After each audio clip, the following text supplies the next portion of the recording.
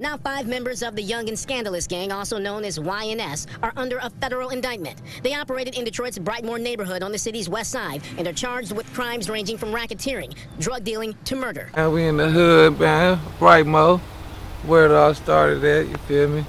This shit go a long way. The only work you ever sold, you middleman it. I run with bandits, my niggas is young and scandalous. New York, an up-and-coming Detroit rapper known as Doughboy Rock was shot and killed on October 9th. His body found inside this white Hyundai at Stoppel near Westfield and Livernois. Play around, all my niggas gon' shoot when it's going down. Take your monkey ass off the earth, bananas all around. And my PA boy said he was never found. Let's say members of YNS are responsible for several violent crimes in and around the Brightmoor neighborhood, including 4 homicides.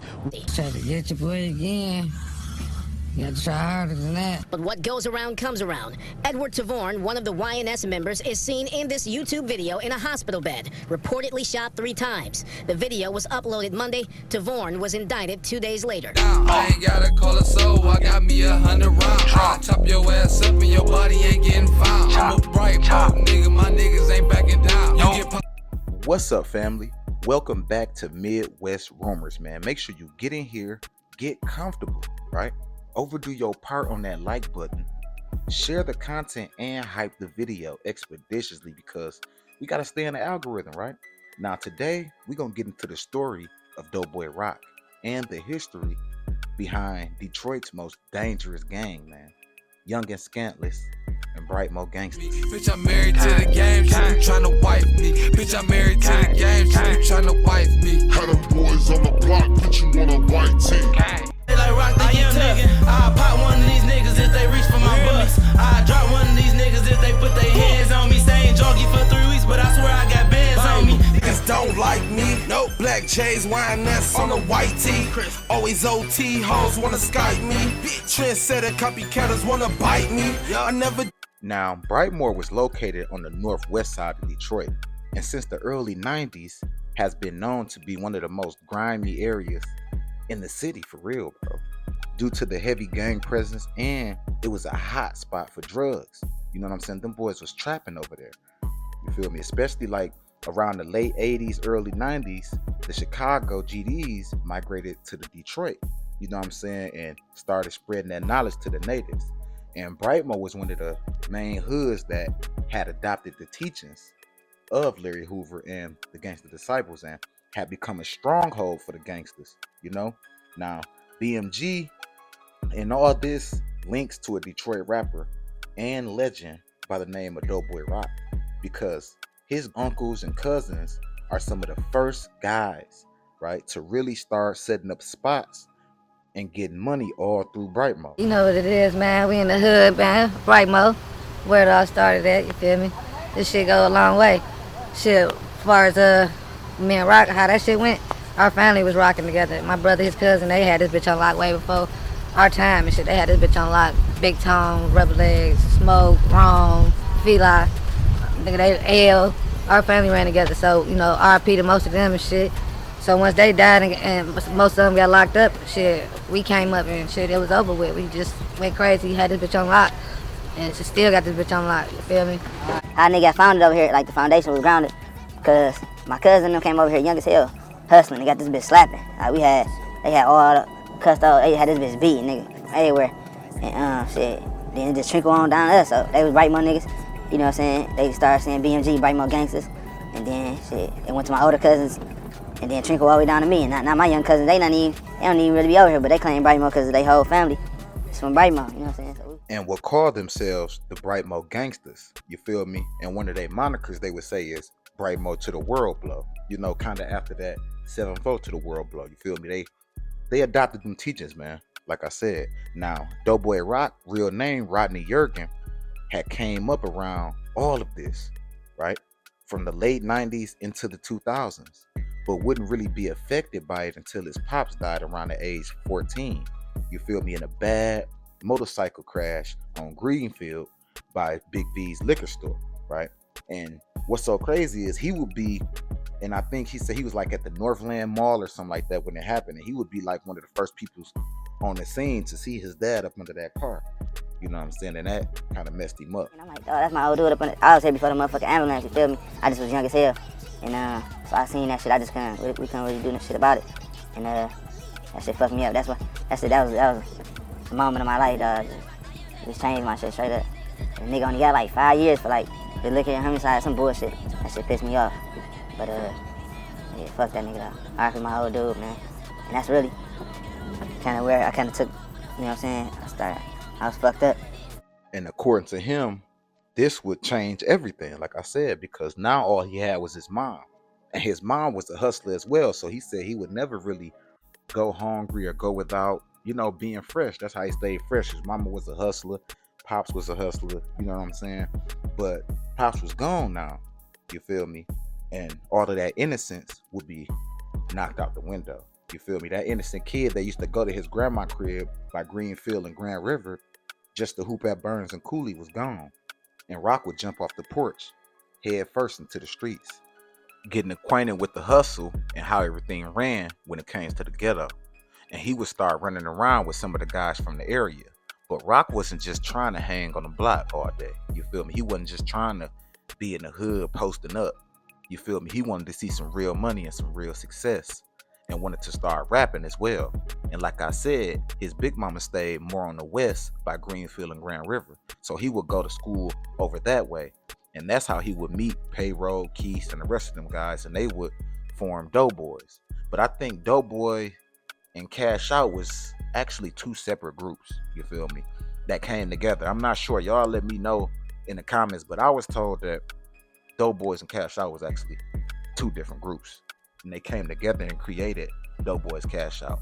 Anyway, out of the group, Doughboy Rock and Payroll was my favorite because Payroll would give you that real hustle talk, bro. You know what I'm saying? Like that, one of my favorite songs by him, bro, is that I Grind to Shine. What else, bro? He had, oh yeah, that I Rather Ball, bro. Y'all ain't heard that I Rather Ball by Payroll? Go listen to that shit, bro. He went crazy on that motherfucker, you feel me? What'd he say? Fuck selling bags, I'd rather sell weight. Pull up fresh, leave a nigga with the stale face. Selling 10, got the fiends with the pale face. Hoes scared of you, you touch them, they gon' yell rape. Switching lanes on my way to get a sicker chain. Bezel on my watch, you know my shit fully bang. Used to sell cane, used to sell rocks. They all stopped, non-stuff cushion ziplocs. I'm getting money cause that's all a D nigga know. You know what, man? That, bro, listen. Classics, you hear me? Selling bags, I'd rather sell weight. Show up fresh, leave a nigga with the stale face. Moving 10, had the fiends with the pale face. Hoes scared of you, you touch them, they gon' yell rape. Just like that motherfucker, that Skills in the Kitchen. Man, what do you say about to drop him off on Strathmore? Fuck a bitch and drop her off. He text me like, you asshole, I stack dough off of Larry sales. You tell fairy tales. Walk up in the club off the cushion, the Burberry smell. What? He say drought on the tree, so I switch up and pump blow. 9 on the cabinet, got the pump, what do he say? 9 on the cabinet, keep the pump by the front door. Bezel on a Brightland, got these hoes trying to fuck for. Doughboys at the same time, Gucci on the waistline. Pay got them bands, what you heard through the grapevine? What do you say in the background? He like, that's what you heard? 9 on the crib, just a nigga try to take mine. Dog food, no K9s, my dogs keep a K-by. Yeah. Listen, y'all gotta go get up on that shit, bro. Like, if you not up on that old Doughboys, bro, get up on that shit, bro. Them niggas was talking crazy back then. About to drop him off on Strathmore. Fuck a bitch and drop her off. She text me like, you asshole, I stack though. Off of Larry sales, you tell fairy tales. Fall up in the club with the cushion of Burberry smell. Then Doughboy Rock had that shit, that shooter. I'm a motherfucking shooter. You know, that shit used to go crazy back then in the little parties, bro. You feel me? What do you say? I'd rather smoke a nigga for a motherfucker hookah. Yeah, like, bro was talking crazy on that bitch, bro. If y'all not hip on that shooters, go get hip on it. And nigga, I think he had the last verse on that Grind to Shine, bro. That shit was, like I said, like Rock would give you that real street gutter perspective of what's going on for real. You feel me? He was kind of like the drill rapper out of Doughboys. You feel me? Because he was involved in that shit. Look at his videos, bro. You will see a lot of Brightmo, YNS niggas in the videos. You feel me? Cheeks, all of them dudes. You feel me? Rock was around nothing but killers, bro. That's a fact. that's why he spoke on it so heavy. You feel me? That's why I say, like, bro was like the drill rapper out of the Doughboys. Not saying he was a drill rapper, because he got a lot more music than just drill. But you know what I'm saying? He was the one that frequently talked about that slide and shit like that. You know what I'm saying? Now, that's because, like I said, that nigga from Brightmo, bro. Anybody who know Brightmo's reputation, bro, would know why Rock was talking like how he was talking. You feel me? Now, anyway, one of those steppers, like I said, would be the name Cheeks, and his real name would be Edward Tavern, right? And he was known as YNS, BMG, you know what I'm saying, one of the heads in it. One of his nicknames they called him was Green Eyes, right? Now, YNS had become prominent throughout Brightmo since like late 2006, early 2007, and had become the most dangerous gang in Brightmo, right? According to documents, right? Now, according to paperwork, they would be involved in multiple murders, shootings, arson, robberies, and kidnappings, right?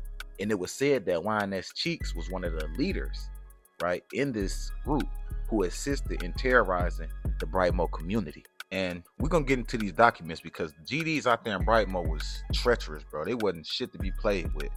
And it was even said that they was extorting a lot of the businesses in Brightmo. You know what I'm saying? One of the cases, these boys went into the Marathon gas station, right, on Finkel in Brightmo, and sprayed carburetor cleaner all over the merchandise, all over the store, and set that bitch on fire.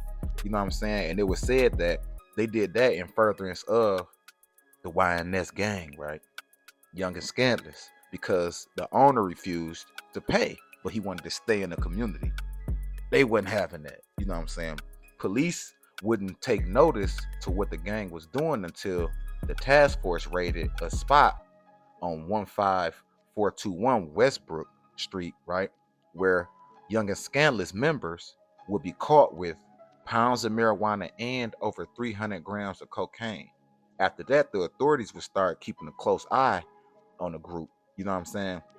Now, these boys was violent, but they were also getting money, setting up shop in Brightmo and in West Virginia.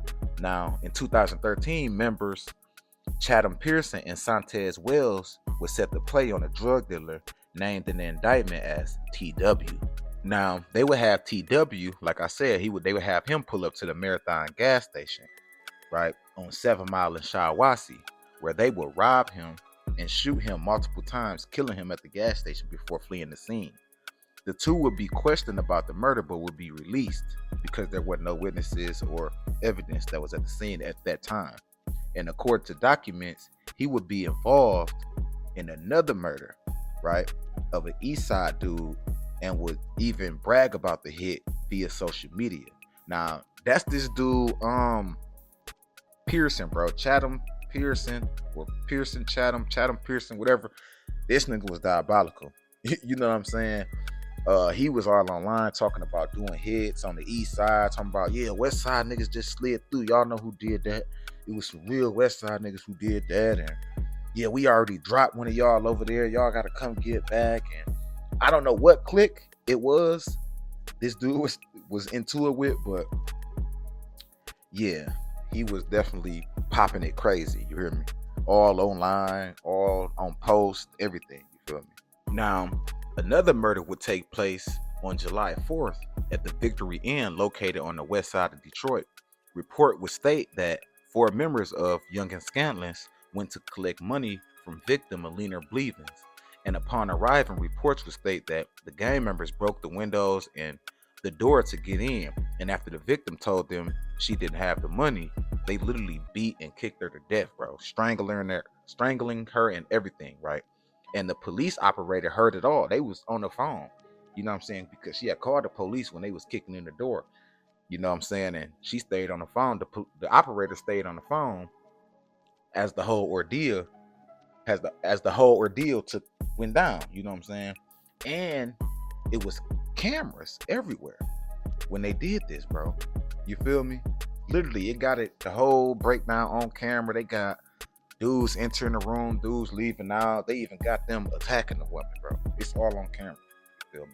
And this was all over a drug debt. You feel me? They brutally unalived this woman over drug money, man. And bro, Young and Scandalous was wild, right? And I'm noticing they was wild, most definitely, but they were also like organized. You get what I'm saying? Coming up under that whole GD structure. Y'all know GDs be super organized, bro. Vice Lords too. You feel me? And reading through this indictment, I can say that most of the violent acts they committed was over money and drugs. To be honest, not just like gang beef and all of that. You feel me? One case, right? Just an example. One case they actually kidnapped the dude, pistol whipped him, shot him and everything, right? And made the dude rent cars for them so that they could go trap in West Virginia, man.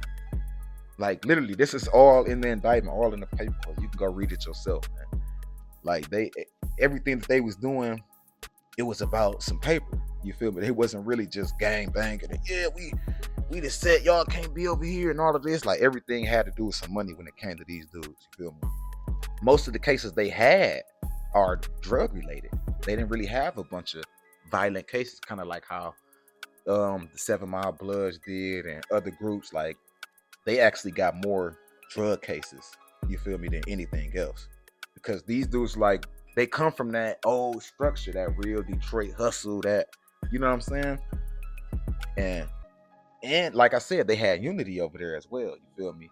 You couldn't just come up over there, you couldn't just move over there and just get the hustling and it was a tight-knit community, you feel me? This wasn't no fly-by-night made up shit, you know, like kind of how like a lot of these sets get just, they make one group and then another group come and then another group make a group out of that group. Like, nah, ain't none of that shit happening in Brightmo. You know what I'm saying? It was tight-knit, right? Like I told you, Rock family is some of the founders of the Brightmo Gangstas, the whole BMG thing, you feel me? And some of his close friends was founders of YNS. So that's why, you know what I'm saying, Doughboy Rock was loved and respected all through Brightmo.